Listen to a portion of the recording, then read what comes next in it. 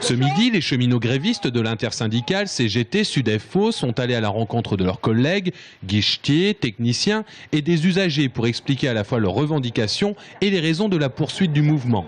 On a une plateforme unitaire commune qui dit qu'il faut qu'on vienne à une unicité d'entreprise, qu'on règle le problème de la dette, qu'on trouve des financements.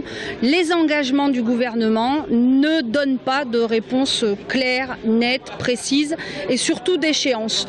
Le traitement de la dette, dans son engagement, il parle d'un rapport soumis aux parlementaires avec moyen terme. L'UNSA, de son côté, faisait partie de la plateforme commune de revendication en mai.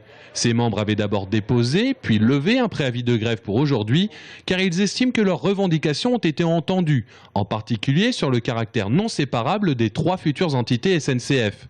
Et puis il y a la dette de RFF, estimée à plus de 40 milliards d'euros pour construire les voies. Cette dette historique était une dette d'État et non pas une dette d'entreprise.